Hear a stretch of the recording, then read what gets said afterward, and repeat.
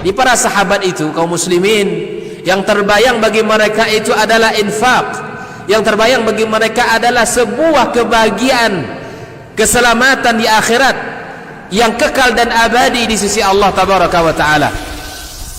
Semua kita boleh klaim sekarang, kamu cinta Nabi, cinta Ustaz. Cinta Nabi, cinta Ustaz. Termasuk saya, cinta Nabi, cinta. Kapan tahunya? Besok di akhirat. Maka apa kata Nabi sallallahu alaihi wasallam? Amalur rajuli biyadihi. Penghasilan yang terbaik adalah pekerjaan yang dilakukan oleh seseorang dengan tangannya sendiri. Wa kullu bai'in mabrur, dan setiap jual beli yang mabrur. Ini aktivitas ini membantu saya di akhirat atau akan menyulitkan saya di akhirat? Kalau seandainya perbuatan itu ternyata akan menyulitkan kita di akhirat kelak, tinggalkan perbuatan itu.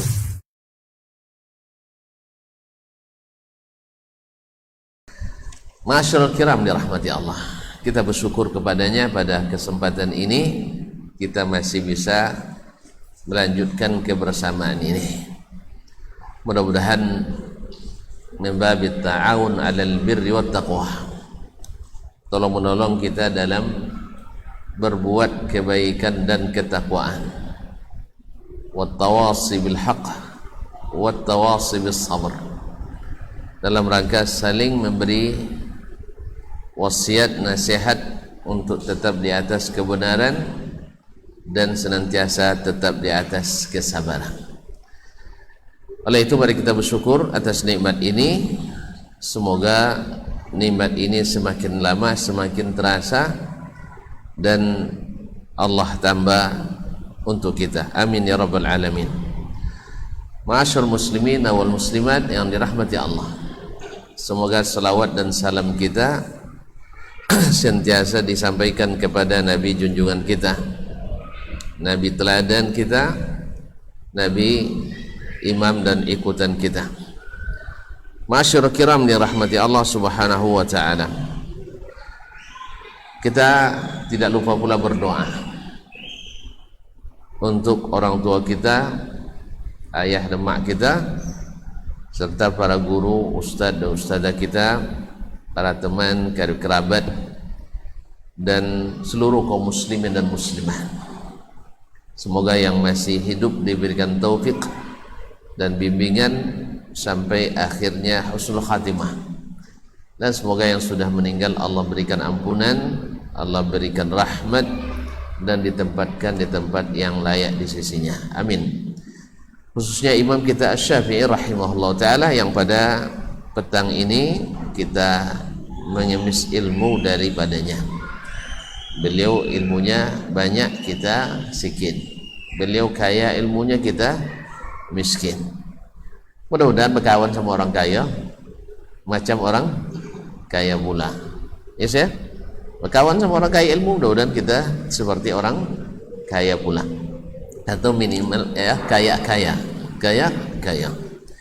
Masyaallah kiram, sampai pada bab ma amara Allah subhanahu wa ta'ala min ta'ati Rasulillah sallallahu alaihi wasallam. Bab tentang apa yang Allah perintahkan, yaitu taat kepada Rasulullah sallallahu alaihi wasallam. Allah perintahkan kita taat pada Rasulullah sallallahu alaihi wasallam.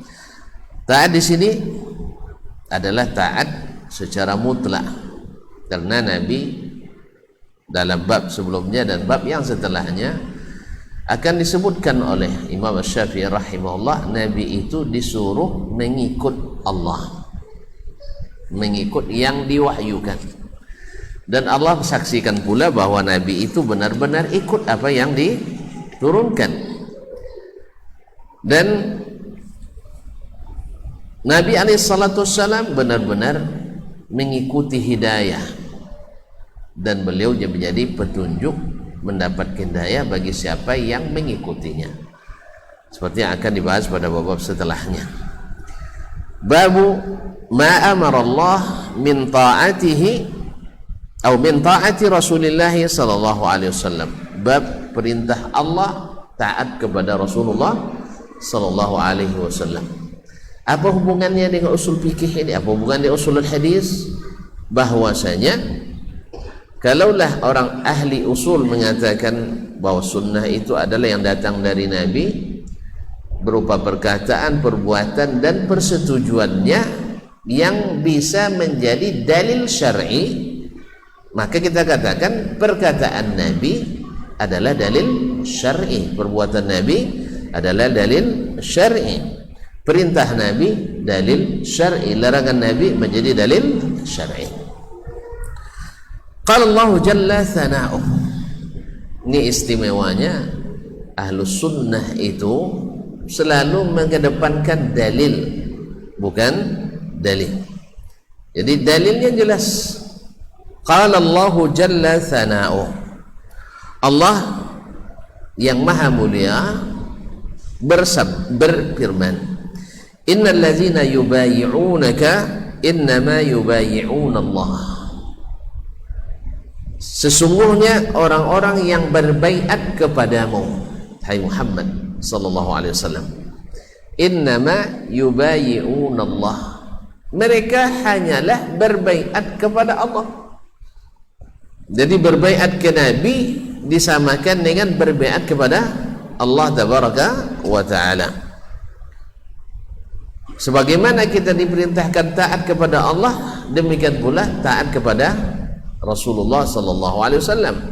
Sebagaimana kita mesti menepati baiat dengan Allah tabaraka wa ta'ala, kita mesti menepati janji dan baiat kita kepada Rasulullah sallallahu alaihi wasallam. Yadullahi fawqa aydihim, tangan Allah di atas tangan-tangan mereka. Faman nakatha fa innama yankuthu ala nafsih, barang siapa yang melanggar, membatalkan perjanjiannya, baiatnya, fa innama yankuthu ala nafsih, dia telah membatalkan dan berdosa yang membebani ke dirinya sendiri. Wa man awfa bima ahada alaihi Allah fasayutihi ajran azima. Al-Anfal ayat 20. Dan sebaliknya siapa yang menepati, awfa, wafa, yang menepati, memenuhi bima ahada alaihi Allah, apa yang telah dia ikat perjanjian dengan Allah. Padahal janji dan Rasul tadi ya. Di sini Allah menyebutnya berjanji dengan Allah. Artinya apa? Bahwasanya berbaiat kepada Rasul sama dengan berbaiat kepada Allah, berjanji kepada Rasul sama dengan berjanji kepada Allah tabaraka wa ta'ala. Wa man awfa bima ahada alaihi Allah fasayutihi ajran azima. Ini ibaratnya ini motivasi. Allah subhanahu wa ta'ala selalu mendorong kita untuk berbuat baik lalu dijanjikannya. Ini biasa. Kita kalau bekerja, kalau ada harapan di balik itu, senang tidak bekerja? Hah? Kalau seandainya saya bekerja tidak ada harapan sama sekali, malas lah. Nah, Allah SWT juga memberikan hal seperti itu. Ini juga dapat ambil pelajaran kita bahwa mengapresiasi prestasi saudara-saudara kita, baik sebagai murid, sebagai anggota bawahan kita, ini sangat-sangat dianjurkan, sangat dianjurkan. Fasayutihi ajran azima, siapa yang menepati janjinya dengan Allah tabaraka wa ta'ala, maka Allah akan memberikan dia pahala yang besar. Bagaimana besarnya pahala itu? Hah? Kadang-kadang dibuat tamsil oleh Nabi alaihissalatu wassalam. Siapa yang hadir menyelenggarakan jenazah sampai dia dikafani, apa dia disolatkan, maka dia dapat satu qirat, falahu qirat. Dan siapa yang hadir sampai dikuburkan, dia dapat dua qirat. Ditanya, wa mal qiratani ya Rasulullah, dua qirat itu seperti apa? Beran seperti apa? Lalu Nabi SAW menyebutkan mithlu jabalai seperti 2 kali gunung Uhud. Gunung Uhud kecil apa besar? Hah? Udah pernah nengok gambarnya? Hanya panjangnya lebih kurang 7,2 kilo ya, tinggi hampir 1 kilo, hampir 900 meter tingginya. Nah, besar enggak tuh? Itu baru melaksanakan fardu kifayah. Jadi kalau Allah berjanji jangan risau lah. Jangan risau tuh. Bukankah dia janjikan pula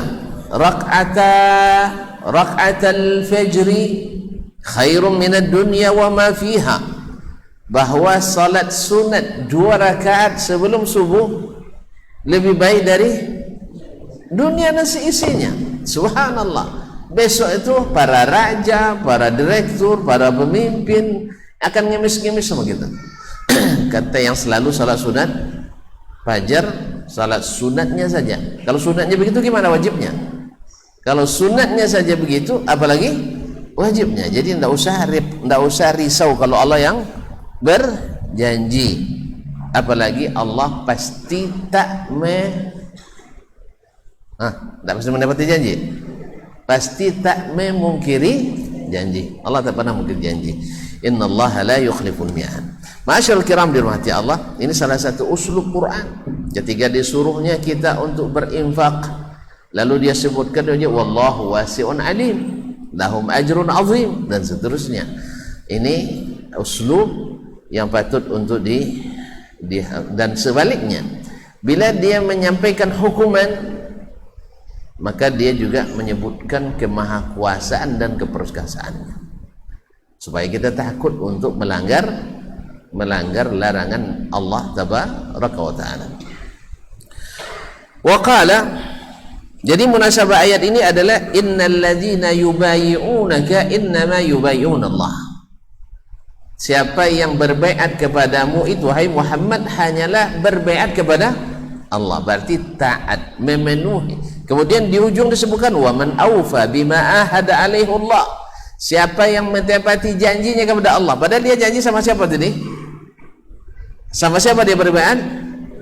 Sama Rasul sallallahu alaihi wasallam. Tapi Allah menyebut itu sebagai janjinya dengan Allah, padahal dia berjanji sama Rasulullah. Artinya apa?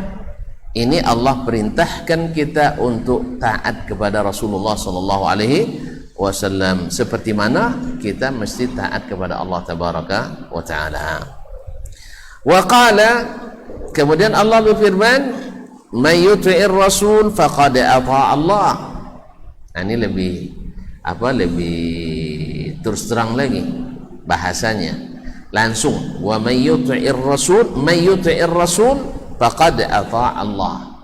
Sesiapa yang taat kepada Rasul sallallahu alaihi wasallam, faqad ata'a Allah, dia benar-benar taat kepada Allah. Makanya kaum muslimin dan muslimat dirahmati Allah Subhanahu wa taala, orang yang taat kepada Rasul itu dia sama dengan taat kepada Allah. Makanya mengikuti sunnah Nabi itu adalah wajib. Wajib kita mentaati Nabi alaihi salatu wassalam. Dan orang taat itu adalah orang yang lupa. Orang taat adalah orang yang sebulan ditinggal dah lupa pula. Orang yang taat itu adalah orang yang tak banyak cerita, ya tak? Ya, kelupa tu kemarin suruh anak beli susu, beli gula. Anak yang taat dia cakap apa? Anak yang taat dia bilang apa? Ya bu, ya pak, dia pergi.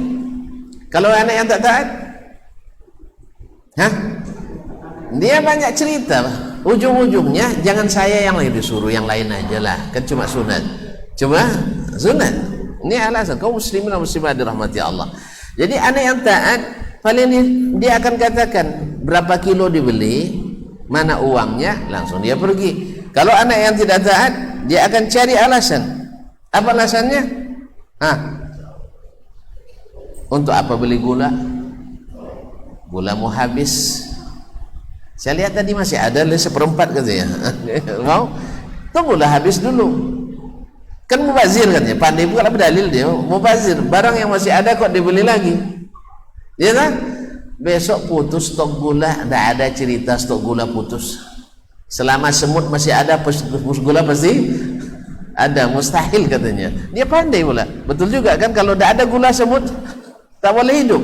Selama semut masih ada, gula mesti ada. Ujung-ujungnya apa? Ujung-ujungnya apa? Perintah tidak dilaksanakan. Makanya kaum muslimin dan muslimat dirahmati Allah, ini yang kita ingin, ya, ini yang kita ingin dakwahkan kepada kaum muslimin dan muslimat. Bila mendapat perintah Allah tabaraka wa taala seperti as-salaf, mereka tidak banyak bercerita, tapi banyak bekerja. Kalau kita masya Allah banyak cerita, sedikit bekerja. Ada yang lebih parah lagi, lain yang diceritakan, lain yang dikerjakan. Seperti kata Gus Dur kemarin ya. Jadi orang Indonesia itu hebatnya, lain yang dibicarakan, lain yang dikerjakan. Saya masih ingat tak? Nah, jadi jangan lain yang dibicarakan, lain yang dikerjakan. Apalagi suka bercerita untuk tidak mengerjakan. Tak akan tercipta masyarakat yang taat kepada Allah dan Rasul sallallahu alaihi wasallam. Karena tanpa disuruh pun mereka paham. Cobalah lihat ketika ada salat jenazah, sebagian besar tak ikut, ya tak? Di kampung-kampung khususnya, apa sebab tak ikut? Sebab mafaham yang selama ini kalau salat jenazah itu hukumnya fardu kifayah. Apa makna fardu kifayah? Nggak lupa lagi, bila dikerjakan sebagian, gugur kewajiban dari yang lain. Kalau gitu 3 orang sudah cukup lah, Pak Imam, Pak Gharim, Pak Muazzin, dan 1 pegang kunci. Nah, pegang kunci masjid. Yang lain sambil merokok, dia tidak tahu berapa ruginya dia, karena orang yang menyolatkan jenazah atau hadir dan sampai disolatkan jenazah dapat 1 qirat. Itu sebesar gunung Uhud. Sebesar gunung Uhud. Allah musta'an. Oleh sebab itu tidak usah kita yang simpan pahala tuh. Kalau kita yang simpan cepat habis, sebentar aja habis. Ma'asyarul kiram, kembali ke sini. Wa qala may yuti'ir rasul faqad ata Allah. Siapa yang taat kepada Rasul pasti taat pada Allah tabaraka taala. Dan siapa yang tak taat ke Rasul berarti sebaliknya pula, pasti tak taat kepada Allah tabaraka taala. Nah, tingkat ketaatan itu akan dilihat seberapa progres amal yang bisa kita lakukan dari setiap perintah Nabi sallallahu alaihi wasallam, dan berapa pula progres larangan yang kita tinggalkan dari apa yang dilarang oleh Nabi alaihi salatu wassalam. Tak peduli wajib, sunat, haram, makruh, mubah dan sebagainya. Sebab yang penting asal ada perintah, kita masuk terdaftar pelaksananya. Soal wajib pahalanya lebih besar, soal sunat pahalanya juga besar. Tadilah 2 rakaat salat sunat subuh lebih baik daripada dunia dan seisinya. Makanya kita tak boleh bangun terlambat. Sebab kalau bangun terlambat, tak dapat solat sunat. Yang wajib saja dapat tahiyat, macam mana nak dapat wajibnya, dapat sunatnya? Akhirnya kita berupaya. Kalau termasuk yang tidurnya apa namanya, tidurnya kalau bahasa kaminya tidurnya apa? Kalau tidurnya itu susah dibangunkan, apa nih tidurnya?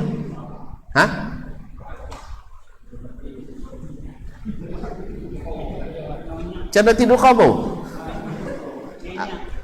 Nyanyi itu bahasa umum, nyanyi. Tidurnya lah payah lah. Emang dia habis kampung lagi bang? Saya lupa, tonton lupa semua. Lagi apa boleh buat? Jadi tidurnya itu kalau bahasa kasarnya seperti kerbau. Pernah lihat tengok kerbau tidur? Kerbau makan sambil tidur, makan dia, ya tak? Makanya orang kalau banyak makan disebut seperti tidur macam tu. Tapi kalau sempat tidur, supaya payah membangunkannya. Nah, kalau sempat kita tidurnya termasuk yang tidur yang sulit bangun, maka jangan pasang alarm pas azan. Ya azan subuh pukul berapa? Nah, tidak ada yang tahu nampaknya. Tidak bangun subuh nampaknya. 4, 5, 55, 57. 53. Ikhtilaf. Nampak boleh ikhtilaf, tidak masalah. Nah, jamnya beza. Jadi kaum muslimin dan muslimat, jadi 4:53. Antum nak kena pasang pukul 4. Jadi sekali 5 minit menyala. Berapa kali itu? 53 bagi 5. 50 bagi 5, 10 kali. 10 kali dia bangun, kita tak bangun juga. Kalau tak bangun juga, bikin alarmnya 4 buah. Ya. Ada kan 4 buah kan? Dengan nada bermacam-macam. Ada azan Mekah, ada azan Madinah, ada azan kedudukan sebatang. Ada seterusnya. Tak juga bangun, terpaksa lagi pakai alarm otomatis. Bila hidup, air tersunggah ke tempat tidur kita. Tak juga bangun, dia payah tu kaum muslimin dan muslimat dirahmati Allah. Jadi orang yang taat itu berupaya untuk mengejar perintah itu, baginya seperti orang yang kontraktor dapat proyek. Ada kontraktor kalau dapat proyek nangis dia? Ya seperti itulah, bahkan lebih. Orang yang beriman itu dapat perintah dari Allah dan Rasul, dia seolah-olah dia seperti orang kontraktor dapat proyek. Lihat bagaimana ketika Utsman radhiyallahu taala anhu, waktu itu beliau sedang tidak ada di tempat. Nabi SAW buat sayembara, siapa yang membeli Bi'rul Rumah baginya surga. Telaga itu tak mahal, hanya 30.000. Ya 30.000. 30.000 kan murah kan? 3 bungkus sate. Tapi kalau rupiah ini 30.000 dirham. Berapa duit tu sih? Kali 50.000. Lambat ngitung, tak punya apa duit banyak. Siapa yang biasa hitung duit banyak siapa? 30.000 kali 50.000. 150 enggak. 1.500.000. Saya tidak berani bilang miliar, saya tidak punya duit miliar-miliar lah. Jadi duit saya juta-juta aja, jadi tidak berani bilang miliar. Jadi 1.500.000.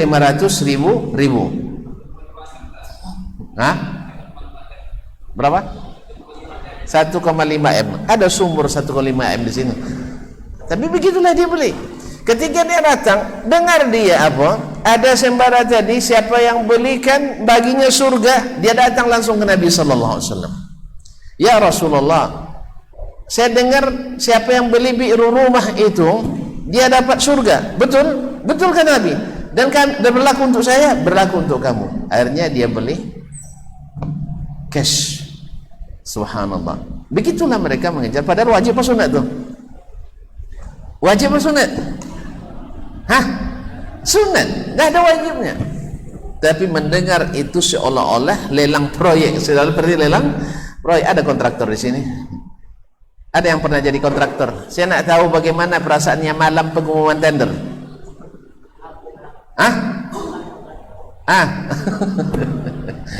Yes, paham, sama-sama paham lah kita. Begitulah orang menunggu perintah Allah dan Rasul sallallahu alaihi wasallam. Tapi kalau takut, itulah berarti masalah kita. Fa'alamahum, lalu Allah beritahukan kepada mereka anna bai'atahum rasulahu, bai'atuhu, bahwa bai'atnya mereka kepada rasulnya adalah berbai'at kepadanya. Dalam ayat yang pertama, dalam ayat yang pertama dalam Al-Anfal ayat 20 tadi. Wa kadzalika alamahum anna ta'atahum ta'atuhu. Demikian pula diberitahukannya kepada mereka bahwa taatnya mereka kepada Nabi alaihi salatu wassalam adalah sama dengan taat kepadanya, yakni kepada Allah tabaraka wa taala. Jelas ya? Jelas? Jadi berarti ini bisa menjadi sumber hukum tersendiri. Hadis Nabi itu bisa menjadi sumber hukum yang berdiri sendiri. Wa qala, kemudian Allah berfirman pula. Dalam surat An-Nisa ayat 68, ayat 65. Fala wa rabbika la yu'minun. Ini lebih parah lagi. Fala wa rabbika la yu'minuna hatta yuhakkimuka fima shajara bainahum thumma la yajidu fi anfusihim harajan mimma qadait wa yusallimu taslima. Demi Rabbmu, Allah bersumpah. Kalau bersumpah penting. Allah kalau sudah bersumpah itu artinya penting. Fala wa rabbik, demi Rabbmu. La yu'minun, mereka belum sempurna imannya, belum beriman. Hatta yuhakkimuka fima syajara bainahum, sampai mereka mau bertahkim kepadamu, menjadikan Nabi SAW sebagai pemutus di antara masalah yang mereka perselisihkan. Wala yajidu fi anfusihim harajan mimma qadaita, cukup dengan mengadukan Nabi? Tidak, bahkan wajib hukumnya tidak merasa ada kesempitan dalam diri mereka dengan keputusan Nabi SAW. Wa yusallimu taslima, dan mereka menyerah sepenuhnya kepada keputusan Rasulullah SAW, seperti mereka menyerah kepada keputusan Allah Tabaraka wa Ta'ala. Ma'asyiral kiram dirahmati Allah, ini nukta yang perlu kita catat dengan baik, bahwa Nabi itu mesti menyelesaikan segala perselisihan yang terjadi di antara umat ini. Nah, ini tidak mungkin bisa dilakukan kecuali dengan rujuk haq sadiq, kembali secara benar kepada sunnah Nabi SAW. Cuman sayang, kaum muslimin hari ini dah pakai hadis pun masih berselisih. Masalahnya apa? Sebab hadis itu tidak begitu berharga di matanya, jadi maknanya bisa dipaling-palingkan. Masalahnya apa? Perkataan Allah juga dipalingkan dari mana asli. Bagaimana dengan perkataan Nabi SAW?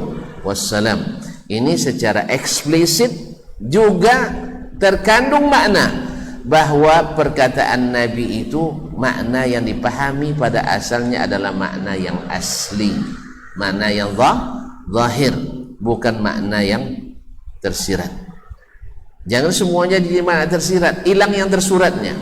Hukum asalnya seluruh perkataan itu dipahami secara tekstual, betul?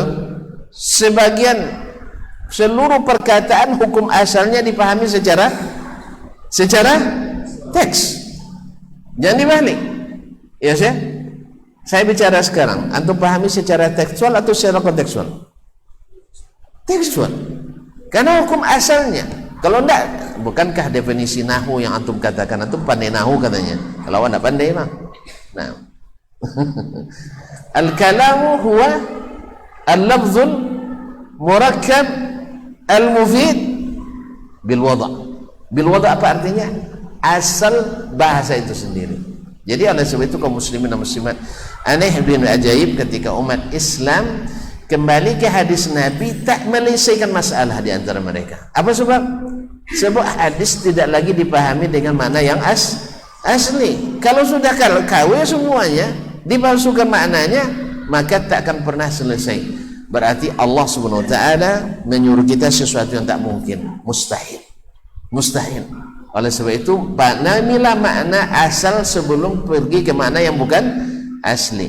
Bukankah Nabi SAW yang mengatakan juga, akan terlihat oleh kalian, siapa yang hidup di antara kalian setelahku akan melihat perselisihan yang banyak apa dikit?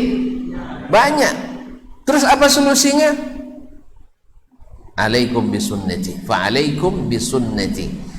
Nah, berarti kalau nak tak berselisih, kembali ke sunnah. Tapi balik ke sunnah, tambah perang. Tambah berselisih. Apa pasal? Karena sebagian memahami makna asli, sebagian memaknai dengan makna yang tidak asli. Bukankah perselisihan itu datang akibat makna yang tidak asli? Maka kembali kepada Rasul, kembali kepada Allah dan Rasul, maknanya adalah kembali kepada makna asli perkataan Allah dan Rasul Sallallahu Alaihi Wasallam. Kalau tidak, berarti Nabi nyuruh kita sesuatu yang mustahil dan tidak berguna. Sebab dia bilang akan terlihat perselisihan yang banyak. Lalu apa gunanya kembali kalau hanya tambah berselisih? Paham tak? Paham ya? Jadi Nabi nyuruh kita yang sia-sia tidak mungkin. Kemudian Allah SWT menyuruh kita menyelesaikan masalah dengan kembali kepada Allah dan Rasul. Tiba-tiba kembali kepada Allah Rasul tambah berselisih, berarti ada masalah. Makna daripada kembali pada Allah dan Rasul mesti dengan makna ini, mesti makna yang asli, bukan makna takwil, makna yang dipalingkan dari makna asli. Sebab makna takwil inilah yang menyebabkan perselisihan yang semakin tajam. Allah musta'an. Jelas tak? Kalau tak jelas saya ulang lah. Yang terjali-jali saya habis. Ya, saya ulang kembali. Ini masalah rumit memang. Allah Subhanahu wa taala ketika terjadi perselisihan di antara kita umat Islam. Kau umat Islam ya? Umat Islam kan? Baik. Apa perintahnya? Nah, kan malam jelas rupanya. Kembali kepada Allah dan Rasul. Kembali pada Allah dan Rasul. Kembali pada Allah kepada kitabnya. Kembali kepada Rasul kepada sunnahnya. Jelas? Apa tujuan Allah nyuruh kita kembali? Nampaknya belum paham. Supaya perselisihan hilang. Tapi ketika sama-sama kembali pakai ayat tambah berselisih. Tambah berselisih. Satu pegang ayat ini, satu pegang ayat ini, tambah bertembung dia. Berarti ada masalah enggak? Ada masalah? Di mana masalahnya? Tidak memaknai makna asli. Jelas?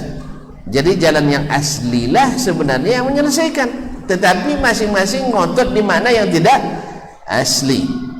Oleh sebab itu kaum muslimin dan muslimat dirahmati Allah, maka kembalilah kepada Al-Quran dan Sunnah dengan makna yang bahasa Arab itu diturunkan dengannya Al-Quran dan Sunnah Nabi SAW.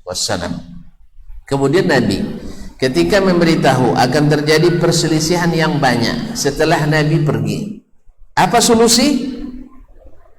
Kembali kepada sunnahku dan sunnah al-khulafa ar-rasyidin al-mahdiin min ba'di. Maknanya apa?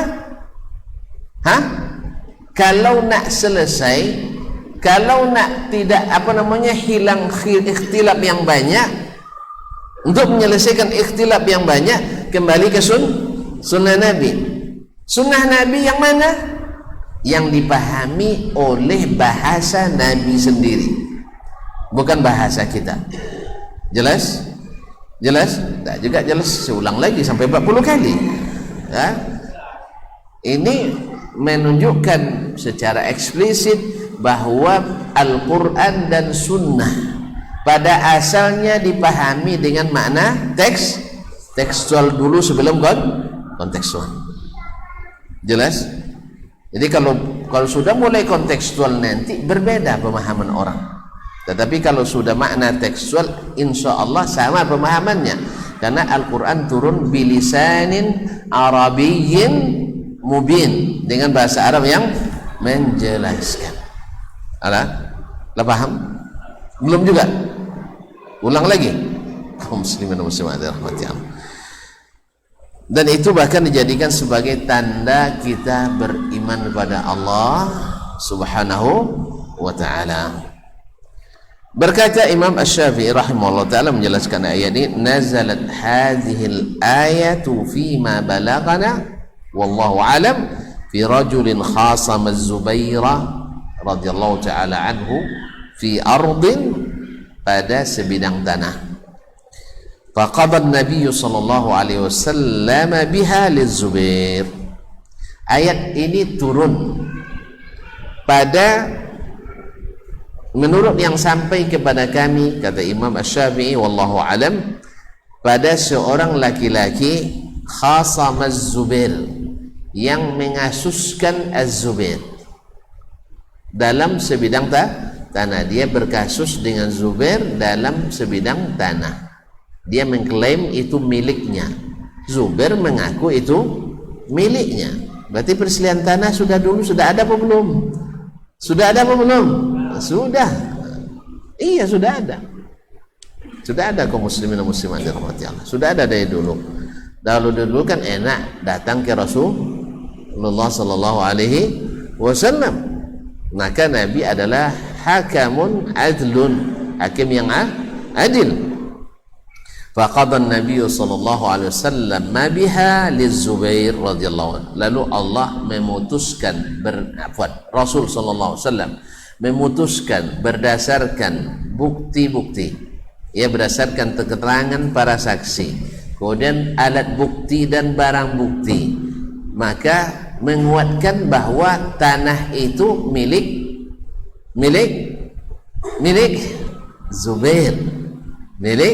Zubair radhiyallahu taala anhu. Tapi nampaknya laki-laki itu tak terima, maka turun ayat ini, fala wa rabbika la yu'minun, demi Rabbmu mereka tak beriman sampai mereka bertahkim kepadamu dalam masalah yang mereka perselisihkan, dan tidak merasa ada sedikit pun penolakan dalam dada mereka, dan menyerah sepenuhnya kepada keputusan Nabi alaihi salatu wassalam. Inilah iman. Nabi sendiri kok tak diikuti. Ma'asyiral kiram dirahmati Allah SWT. Nabi sendiri yang memutuskan kita tidak terima. Di mana imannya? Di mana imannya? Ma'asyiral kiram dirahmati Allah SWT.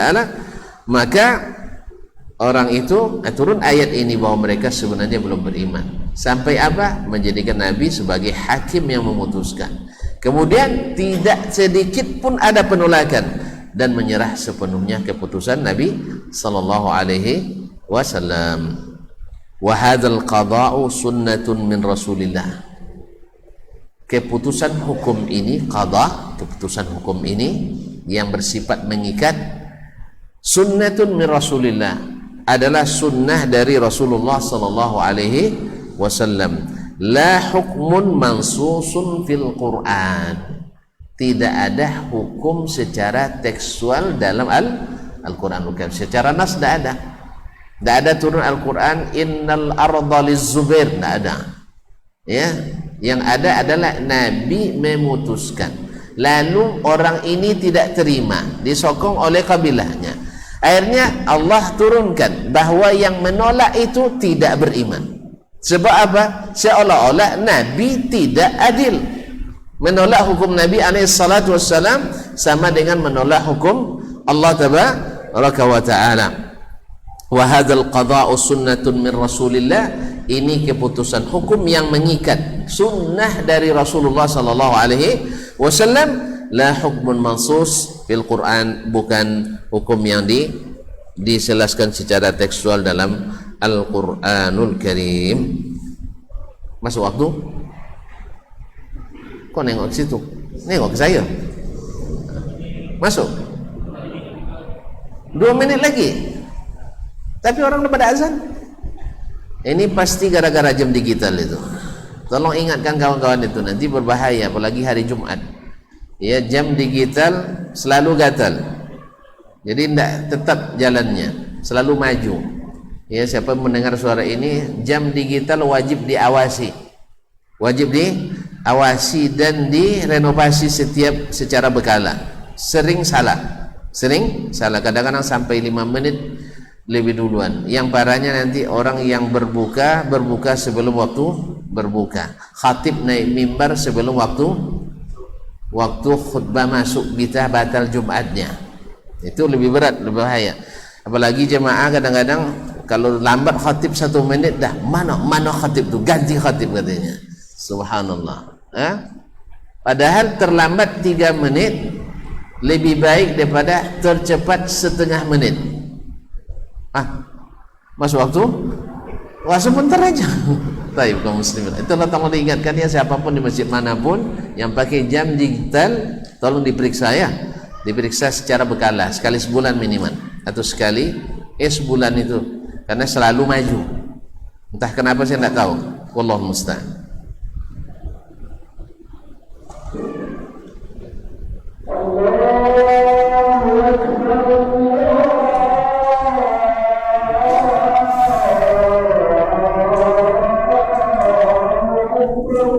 Allahumma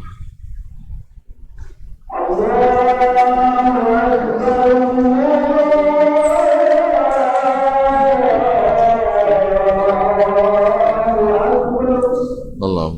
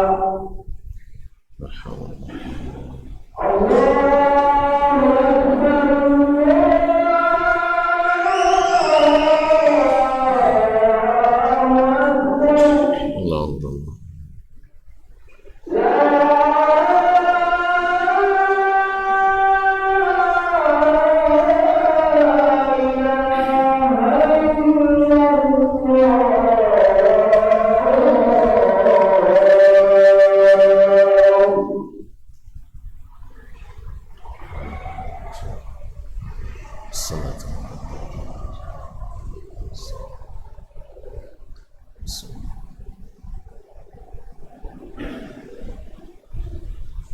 Ma'asyiral muslimin wal muslimat rahimanillah wa iyyakum. Kemudian Imam Asy-Syafi'i rahimahullah taala melanjutkan, wal Qur'anu yadullu wallahu a'lam ala ma wasafta. Al-Qur'an menunjukkan wallahu a'lam apa yang telah aku sampaikan, apa yang telah aku sebutkan.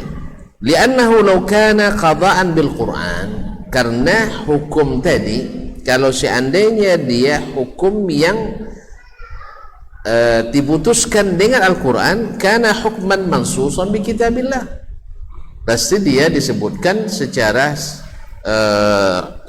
teks di dalam kitab Al-Quran. Wa asbaha ayyakunu idza lam yusallimu li hukmi kitabillahi nassan ghaira mushkilil amri annahum laysu bimu'minin. Nah, yang paling pas bahwa mereka apabila tidak menyerahkan keputusan itu kepada kitabullah yang telah disebutkan secara nas dan tidak ada muskilah di dalamnya, tidak ada keraguan di dalamnya, annahum laysu bimu'minin. Kalau sudah keputusan Al-Quran, turun Al-Quran, lalu mereka tidak menerimanya, berarti mereka bukan orang beriman. Idza raddu hukmat tanzil, apabila mereka menolak hukum yang diturunkan Allah tabaraka taala, idza lam yusallimu lahu, apabila mereka tidak menyerah sepenuhnya kepadanya. Berarti ini adalah hukum yang diputuskan oleh Nabi sallallahu alaihi wasallam, tidak secara tekstual dalam Al-Qur'anul Karim. Wa qala tabaraka taala, kemudian Imam Syafi'i menyebutkan contoh lain lagi atau ayat lain. Wa qala tabaraka ta'ala, Allah tabaraka wa ta'ala berfirman, la taj'alu du'a ar-rasuli bainakum ka du'ai ba'dikum ba'dha. Janganlah kalian menjadikan panggilan kepada Rasul itu seperti sebagian kalian manggil sebagian yang lain. Ya, harus bedakan. Ya, kalau kita manggil teman, manggil saudara dengan panggilan, nah Rasul harus dipanggil dengan ya Rasulullah, ya Nabi Allah, dan seterusnya. Qad ya'lamullahu allazina yatasallaluna minkum liwadan, dan Allah sungguh mengetahui orang-orang yang pergi meninggalkan majlis Nabi sallallahu alaihi wasallam sambil mengendap-endap, sembunyi-sembunyi. Ya, ini orang-orang munafikin. Falyahdharil ladzina yukhalifuna an amrihi an tusibahum fitnah aw yusibahum adzabun alim. Hendaklah merasa khawatir dan takut orang-orang yang menyalahi perintahnya. Siapa? Perintah Rasulullah sallallahu alaihi wasallam. An tusibahum fitnah, mereka akan kena fitnah. Apa fitnah? Ya, kaburnya kebenaran di antara kita. Kemudian terjadinya perselisihan berkepanjangan di dalam tubuh umat kita. Dan ini di dunia, fitnah ini di dunia, sehingga masyarakat bingung mana yang hak, mana yang batil. Bahkan ahlul batil lebih gencar lagi mengatakan dia dalam kebenaran, padahal mereka jauh daripada dalil, tetapi lebih banyak kepada dalil. Ini di dunia. Antusumum fitnah, mereka kena fitnah di dunia. Au yusibahum azabun alim, atau mendapatkan azab yang pedih di akhirat. Jadi di dunia kita tidak damai, di akhirat kita tidak tentram. Oleh sebab itu Nabi Allah SWT ingatkan jangan sekali-kali menyalahi perintah Rasulullah SAW. Ini berbahaya kaum muslimin dan muslimat dirahmati Allah. Baik yang berkaitan dengan keyakinan, jangan yakini kecuali yang diyakini oleh Nabi SAW. Jangan beribadah kecuali dengan yang disunnahkan oleh Nabi SAW. Karena kalau kita tidak patuh pada hal ini, maka akan terjadi fitnah di antara kita. Fitnah membuat kita tidak nyaman, saling memfitnah, saling memprovokasi dan sebagainya. Au yusibahum azabun alim, dan di akhirat kena azab yang pedih. Yauma tabyaddu wujuhu wa taswaddu wujuh, fa ammal ladzina aswaddat wujuhum fa ammal ladzina aswaddat wujuhum akafartum ba'da imanikum fadzuqul adzaba bima kuntum takfurun. Adapun yaitu pada hari putih berseri-seri wajah dan hitam legam pula wajah. Adapun orang yang hitam legam wajahnya, maka dikatakan kepadanya, apakah kamu kufur setelah beriman? Fadzuqul adzaba bima kuntum takfurun. Rasakanlah azab akibat kamu tidak menerima apa yang Allah perintahkan. Wa ammal ladzina abyaddat wujuhum fa fi rahmatillah. Adapun orang-orang yang putih berseri-seri wajahnya adalah dalam rahmat Allah. Abdullah bin Abbas radhiyallahu taala anhu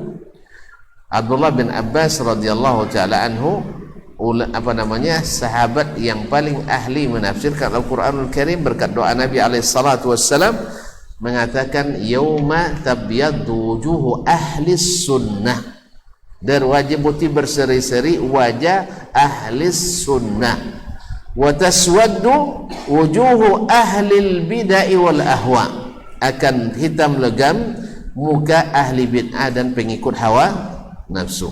Oleh itu kaum muslimin dan muslimat dirahmati Allah, ini kan balasan ketika antum menerima atau kita menerima perintah Allah dengan senang hati, wajah berseri, dengan muka yang jernih, hati yang suci. Hati yang suci, muka yang jernih, menerima perintah Allah dan Rasul, balasannya nanti di akhirat menggembirakan juga. Tapi ketika kita dapat perintah Allah dengan muka masam, dapat sunnah Rasulullah sallallahu alaihi wasallam dengan muka hitam legam karena menahan marah, sunnah katanya kan, marah, maka akan dibalas pula pada hari kiamat mukanya menghitam. Tak percaya? Tengok nanti. Ya, gini tafsir oleh Ibnu Abbas radhiyallahu taala anhu. Semoga kita masuk yang wajahnya berseri-seri pada hari kiamat, karena al-jazaa'u min jinsil amal. Balasan itu kau dapat sesuai dengan amal yang kau kerjakan. Ketika dapat perintah Allah, perintah Rasulullah sallallahu alaihi wasallam, berseri-seri wajah seperti kontraktor dapat proyek tadi ya. Ada yang dikerjakan karena untungnya besar. Nah, maka hari kiamat nanti wajah kita pun berseri-seri. Tetapi ketika engkau marah, muka padam, merah padam mukanya ketika diingatkan dengan sunnah Nabi, diingatkan dengan perintah Allah tabaraka taala, pada hari itu juga mukanya akan kelam penuh dengan penyesalan. Nasallallahu as-salamata wal afiyah. Oleh sebab itu jernihkan muka ya, jangan sampai hitam kelam, karena di akhirat kita akan mendapatkan balasan yang seperti itu pula. Kemudian Allah berfirman pula, wa qala wa idza du'u ila ar-rasul ila Allah wa rasulih yahkuma bainahum idza fariqum minhum mu'ridun. Dan apabila dipanggil mereka kepada Allah dan Rasulnya, untuk apa? Liyahkuma bainahum, untuk menyelesaikan perkara di antara mereka, menjelaskan hukum di antara mereka. Idza fariqum minhum mu'ridun, sebagian mereka bertolak, berpaling. Wa iyakul lahumul haqqu ya'tu ilaika muz'inin, tapi kalau mereka dalam posisi benar, datang tunduk kepadamu. Ya, artinya di saat menguntungkan dia datang ke Nabi alaihi salatu wassalam. Afi qulubihim marad, apakah dalam hati mereka ada penyakit? Amir tabu, atau mereka orang ragu-ragu? Am yakhafuna ay yahifallahu alaihim wa rasuluh, atau jangan-jangan mereka khawatir Allah dan Rasul zalim pada mereka? La haula wala quwata illa billah. Nah, bal ulaika humudz zalimun, tetapi sebenarnya mereka itulah yang zalim. Naam, innama kana qaulal mu'minin, ini baru, innama kana qaulal mu'minin idza du'u ila Allah wa rasulih liyahkuma bainahum ay yaqulu sami'na wa ata'na. Hanyalah perkataan orang-orang beriman bila dipanggil kepada Allah dan Rasul untuk memutuskan suatu perkara di antara mereka, mereka katakan sami'na wa ata'na. Ingat, yang taat tak banyak alasan. Nah, wa ulaika humul muflihun, dan merekalah yang sebenarnya yang mendapatkan kemenangan. Wa may yuti'illaha wa rasulah, siapa yang taat kepada Allah dan Rasulnya, wa yakhshallaha wa yattaqhi, dan takut kepada Allah serta bertakwa kepadanya, fa ulaika humul faizun, mereka lah yang sebenarnya mendapatkan al-faizun, orang-orang yang mendapatkan kemenangan. Apa bedanya al-falah wal fauz? Ya, al-falah wal fauz nanti tanya sama Syekh Muhammad Said insyaallah ya. Ada beda antara al-falah dengan al-fauzu. Mana yang lebih hebat, al-fauzu daripada al-falah? Insyaallah, karena waktu saya tidak memungkinkan sekarang. Nanti tanya sama beliau atau sama Ustaz Sulaiman nanti. PR tuh Ustaz. Sampaikan ke mereka nanti. Lah nanti. Kecuali ada pertanyaan nanti. Soalnya masih ada 2 alinea lagi yang harus kita selesaikan, atau 3. 4 malah. Fa'a'lamallahu an-nas. Allah memberitahukan kepada manusia fi hadhil ayah, dalam ayat ini, anna du'aahum ilallahi, bahwa panggilan mereka, memanggil mereka kepada Allah, liyahkuma bainahum, untuk dihukum, untuk memutuskan hukum di antara mereka, du'aun ila afwan, bahwa panggilan kepada Rasulullah atau panggilan Rasulullah SAW untuk memutuskan masalah di antara mereka, du'aun ila hukmillah, sama dengan memanggil berhukum kepada Allah tabaraka wa ta'ala, li'annal hakima bainahum Rasulullah sallallahu alaihi wasallam, karena yang menjadi hakimnya adalah Rasulullah sallallahu alaihi wasallam. Wa idza sallamu li hukmi Rasulillah fa innama sallamu li hukmihi bi fardillah. Apabila mereka mau menyerah kepada hukum Rasulullah, menyerahnya mereka itu karena mengikuti perintah Allah tabaraka wa ta'ala. Wa annahu a'lamahum, ya, ini juga menunjukkan seperti yang judul bab, perintah Allah untuk taat pada Rasulullah sallallahu alaihi wasallam. Wa annahu a'lamahum anna hukmahu hukmuhu, dan bahwasanya Allah beritahukan kepada manusia semuanya bahwa hukum Nabi itu adalah hukum Allah tabaraka wa ta'ala, ala makna iftiradi hukmah, karena menurut makna kewajiban Allah mengikut, kewajiban dari Allah, kewajiban yang Allah berikan kepada kita untuk mengikuti hukum Rasulullah hukumnya Nabi alaihi salatu wassalam. Wa ma sabaqa fi ilmi jalla thana'u min is'adihi, dan apa yang sudah dahulu diketahui Allah Subhanahu wa taala dalam ilmunya, min is'adihi, bahwa Nabi sallallahu alaihi wasallam dibahagiakannya, bi ismatihi wa taufiqihi, dengan maksumnya dari kesalahan dan taufiknya, yaitu selalu dalam kebenaran.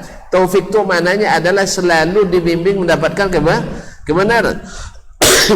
Wa ma syahida lahu min hidayatihi, dan Allah saksikan pula bahwa Nabi itu mendapatkan hidayah, wattiba'ihi amrah, dan Nabi sallallahu alaihi wasallam hanya mengikuti perintah Allah tabaraka wa ta'ala. Ini semua Allah yang jelaskan bahwa itu hukumnya hukum Allah, karena Nabi hanya menyampaikan, Nabi hanya mengikuti, Nabi hanya menaati. Fa ahkama fardahu bi ilzami khalqihi ta'ata Rasulillah sallallahu alaihi wasallam wa ilamihim annaha ta'atuhu, maka Allah memastikan, mengokohkan kewajibannya, yaitu dengan mewajibkan kepada seluruh makhluknya untuk taat kepada Rasul sallallahu alaihi wasallam, wa ilamihim annaha ta'atuhu, dan diberitahukannya pula kepada kita dalam ayat tadi, wa may yuti'ir rasul faqad ata'a Allah, bahwa taat kepada Rasul adalah taat kepada Allah tabaraka wa ta'ala. Fajama lahum an a'lamahum anna al-fardhu 'alaihim ittiba'u amrihi wa amri rasulih, lalu Allah kumpulkan bagi mereka bahwasanya Allah beritahukan kepada mereka sesungguhnya wajib atas mereka ittiba'u amrihi, mengikuti perintahnya, wa amri rasulihi, dan mengikuti perintah rasulnya sallallahu alaihi wasallam, wa anna ta'ata rasulihi ta'atuhu, dan bahwasanya taat kepada rasulnya adalah taat kepadanya. Thumma a'lamahum annahu farada ala rasuli ittiba' amrihi, kemudian Allah beritahukan pula dalam bab setelahnya nanti bahwa Allah perdukan kepada rasulnya mengikut perintahnya. Jadi Rasul sendiri punya kewajiban mengikut perintah Allah tabaraka wa ta'ala, dan kita mestilah nak ikut perintah Rasul sallallahu alaihi wasallam, karena ikut perintah Rasul adalah mengikuti perintah Allah tabaraka wa ta'ala. Ma'asyiral kiram yang dirahmati Allah Subhanahu wa ta'ala, ini menguatkan apa yang dikatakan Imam Syafi'i yang ingin dia jelaskan, bahwa hukum Nabi, bahwa sunnah Nabi adalah hukum berdiri sendiri walaupun tidak ada hukum asalnya dalam Al-Quranul Karim. Seperti pendapat sebagian ahlul ra'i yang mengatakan bila hukum asalnya tidak ada di dalam Al-Quranul Karim secara umum, maka hadis Nabi tidak dijadikan hujjah. Lalu kita katakan enggak, seperti kata Imam Syafi'i, banyak sekali Al-Quran dan hadis Nabi yang menunjukkan bahwasanya kita wajib mentaati Nabi secara tersendiri pula. Oleh itu kaum muslimin dan muslimat dirahmati Allah, mudah-mudahan ini semakin mengokohkan kita untuk senantiasa kembali kepada sunnah Nabi alaihi salatu wassalam, baik yang secara detail dijelaskan Al-Quran dan As-Sunnah menguatkannya, atau dijelaskan secara garis besar Al-Quran lalu As-Sunnah memperincikannya, atau Al-Quran menyebut secara umum lalu As-Sunnah mengkhususkannya, dan seterusnya. Pendek kata, seperti kata Asy-Sya'bi dan Makhul Syami rahimahumullah, bahwasanya lal kitabu ahwaju ila sunnati minas sunnati ila kitab. Al-Quran lebih membutuhkan As-Sunnah daripada As-Sunnah membutuhkan Al-Quran, dengan makna seperti yang ditafsirkan oleh Imam Ahmad bin Hanbal, Al-Imam Mubajjal rahimahullah ta'ala, bahwasanya annas sunnata tufassirul Quran, bahwa sunnah menjadi penafsir Al-Quran. Oleh sebab itu sunnah mesti jelas. Kalau belum jelas juga berarti bukan menjadi penafsir. Sepenafsir tukang tafsir tak boleh apa lagi. Jadi kan oleh itu kaum muslimin dan muslimat dirahmati Allah SWT, maka Al-Quranul Karim dan hadis Nabi sallallahu alaihi wasallam mesti dipahami pada asal muasalnya dengan bahasa aslinya, bukan bahasa yang bukan aslinya. Karena Allah menyebut bilisanin arabiyyin mubin, dan tidak mungkin suatu kalam itu mubin kecuali dengan dua syarat. Yang pertama, al-mutakallim yaqdir ala ta'bir amma fi nafsihi, bahwa seorang yang berbicara sanggup mengungkapkan dengan bahasa apa yang dia maksud dalam dirinya. Yang kedua, annal mukhatab yafham ma khutiba bihi, bahwa orang yang dilawan bicara bisa langsung paham dengan apa yang dibicarakan tanpa memerlukan dalil-dalil khariji. Ini hukum asalnya. Jangan dibalik, seolah-olah semuanya adalah dengan makna kontekstual, lalu makna tekstualnya ditinggalkan. Ini adalah keterbalikan makna dan keganjilan akademis. Oleh sebab itu semoga Allah tetapkan kita di dalam sunnah Nabi alaihi salatu wassalam. Baik, kemarin kita janji kalau ada pertanyaan jadi dicatat. Alhamdulillah tidak ada. Oh, ada juga. Subhanallah. Subhanallah. Tapi janji jangan yang sulit ya. Kalau sulit tidak saya jawab lah. Ada mufti di sini, ada Ustaz Sulaiman, ada Ustaz Muhammad Said Ramadan, jazakallahu khairan. Bismillah, assalamualaikum warahmatullahi wabarakatuh. Ustaz, apa hukumnya membaca surat As-Sajdah di salat subuh pada hari Jumat? Ya sunat. Keterangan singkatnya sunat. Dah? Baik. Ketika i'tidal, mana yang lebih baik, posisi tangan kita bersedekap atau sejajar tubuh? Wallahu alam. Ini ada dua mazhab di antara mazhab ulama. Hadis Abu Hurairah menunjukkan bahwa meletakkan di posisi asal anggota tubuh kita, yaitu tidak bersedekap. Tapi ada dalam hadis Anas bin Malik radhiyallahu taala anhu, dia mengatakan Nabi lama sekali i'tidalnya sehingga seolah-olah dia lupa. Kalau seolah-olah lupa berarti tidak mungkin lupa kalau tangannya di bawah, masih bersedekap. Ya mafhumnya kan? Sebab apakah dia sudah ruku atau belum? Sampai seolah-olah lupa sudah ruku atau belum. Posisi sebelum ruku? Sebelum ruku bersedekap. Tidak jenis korang sebelum ruku, sebelum ruku. Ulang lihat. Alhamdulillahi rabbil alamin waladdallin inna a'tainakal kautsar fasalli rabbika wanhar inna syani'aka huwal abtar. Sudah ke boleh? Sebelum rukuk apa wak? Sedekap, ya kan? Jadi Nabi setelah rukuk namanya I'tidal, saking lama i'tidalnya seolah-olah beliau lupa sudah ruku atau belum. Kalau seandainya begini tangannya, beda nggak dengan posisi sebelum ruku? Beza. Mungkin dia lupa? Enggak. Jadi di situ mazhab Imam Ahmad rahimahullah taala memandang bahwasanya i'tidal dalam kondisi tetap bersedekap Allah, dan ini diamalkan oleh sebagian sahabat, tabi'in dan seterusnya. Sedangkan saya sendiri saya mengikut aja, bukan saya mengikut yang mengatakan dalam hadis Abu Hurairah radhiyallahu taala makna sebut semuanya ambil dari makna yang terkandung dalam hadis tersebut. Wallahu taala alam. Dah? Kita jawab kan? Kalau panjang nanti lama, saya tidak mau jawab panjang sekarang. Hah?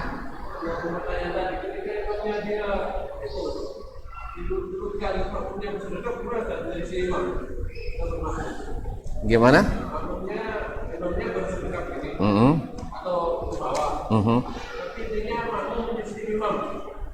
Baik. Kalau ini kan masalah tidak masalah rukun dan tidak masalah yang diwajibkan ittiba di dalamnya. Sama dengan masalah ketika antum sedang salat di belakang imam yang qunut subuh. Kan ada dua pendapat ulama di sini, antara mengikut dengan dalil innama ju'ilal imamu liyutamma bihi, imam dikatakan untuk supaya diikuti. Sekarang saya bilang ini kan menurut saya tidak disyariatkan. Sama dengan antum mengatakan tadi ketika bersedekap salat i'tidal, menurut pendapat saya tidak disyariatkan, maka saya tidak ikut. Jelas? Jelas? Kalau jelas, bilang tak, kalau belum bilang jelas atau belum? Antum jujurlah ngomong, jangan ada dusta di antara kita. Dah jelas belum?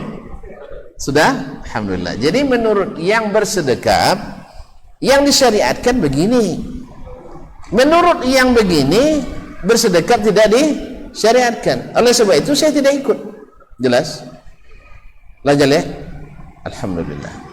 Sama dengan imam ketika berdoa di tahiyatul akhir begini, sah?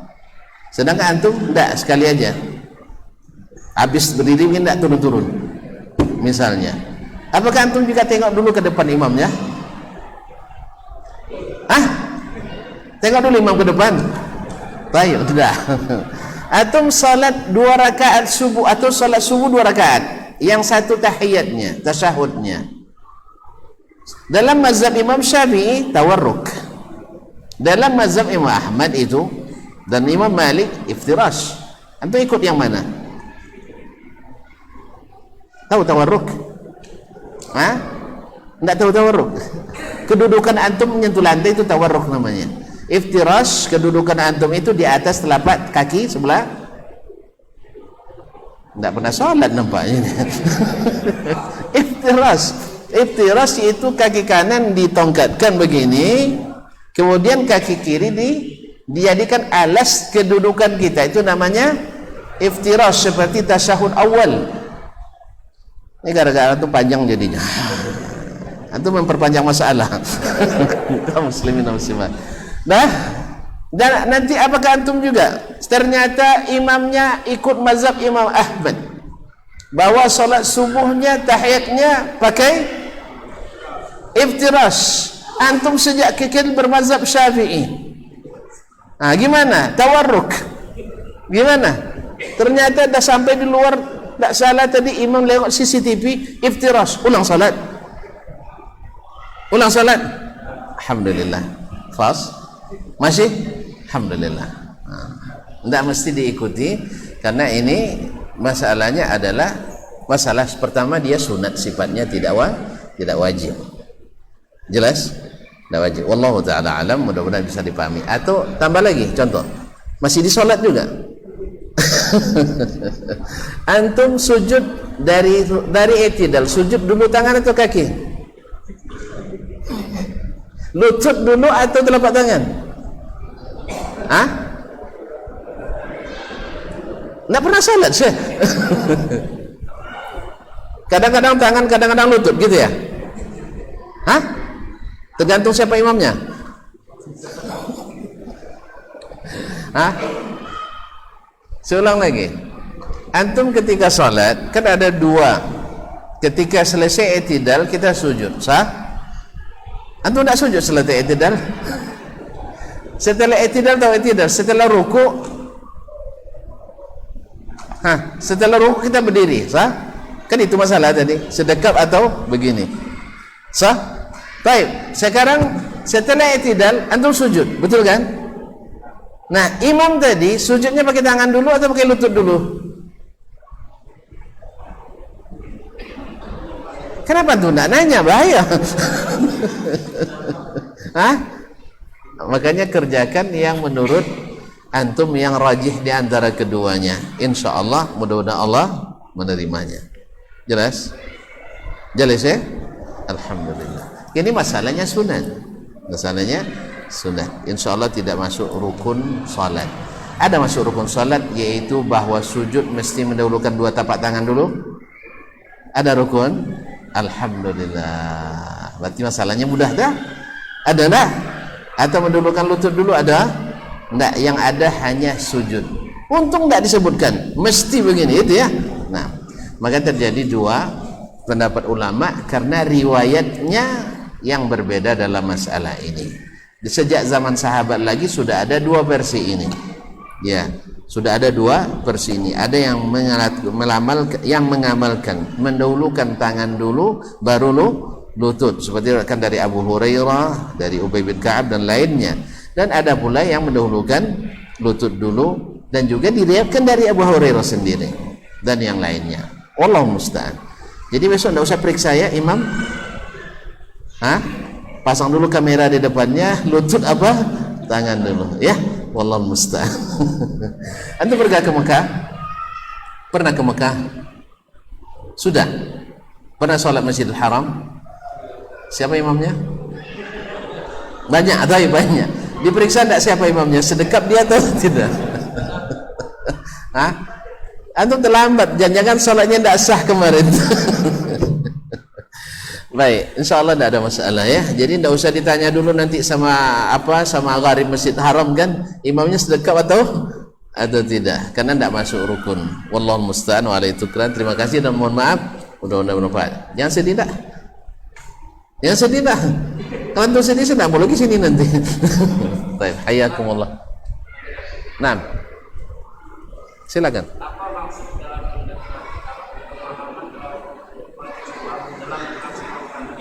Apa? Kesamaan tekstual dan kontekstual. Wih, ini tidak bisa pertanyaan seperti ini nih. Minimal 15 menit sampai 45 menit saya jelaskan. Siap? Enggak, rujuk aja nanti di ceramah saya di YouTube aja nanti. Kalau takut nih orang-orang nih yang banyak yang lapar sekarang nih. Termasuk saya. Enggak, kalau saya jelaskan singkat, takut nanti tidak jelas, karena perlu dengan contoh, ya. Pokoknya tidak ada masalah itu, tidak masalah. Nanti antum antum kuliah, tidak. Kalau kuliah nanti masuk lokal saya. Baik, nanti sambil makan lagi kita bicara itu, tidak ada masalah. Baik, nah.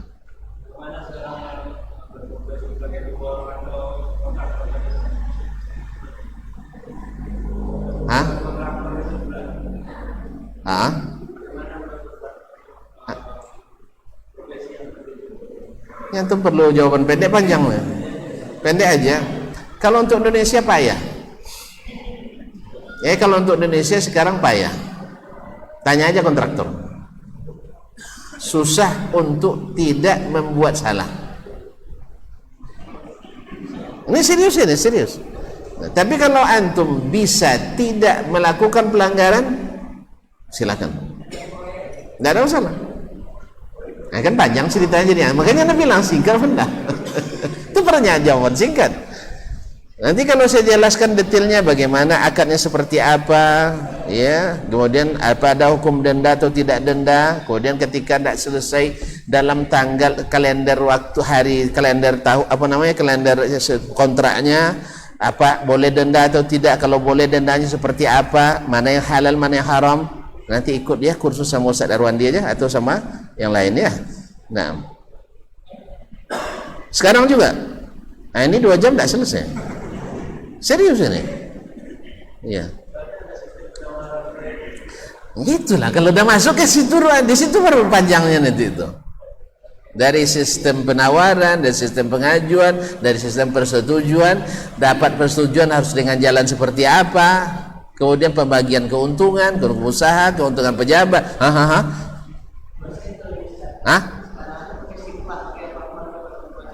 Nah, itulah.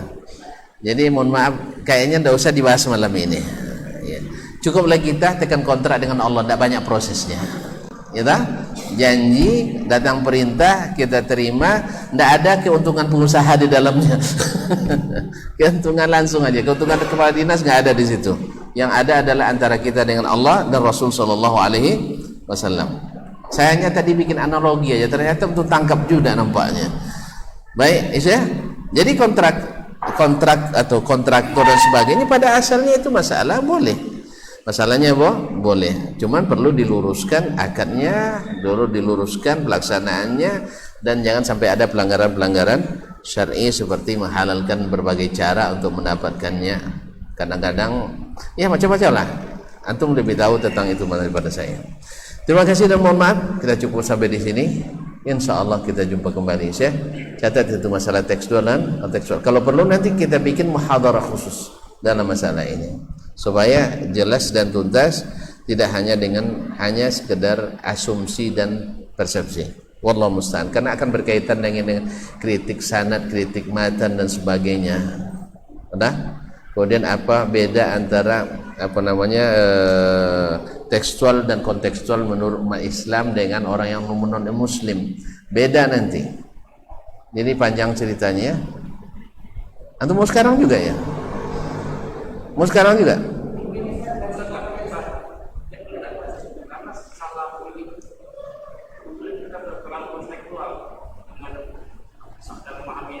Saya paham apa yang kau rasakan juga. Karena saya sudah merasakan, masih paham saya. Jelas? Jadi apa yang mereka tuduhkan itu, saya juga sudah melakukan itu. Apa yang mereka pelajari itu, saya juga sudah pelajari. Paham saya? Nah, insya Allah ibarat main silat juga sudah menguasai lapangan juga. Baik, insya Allah. Walaupun tidak sehebat antum lah.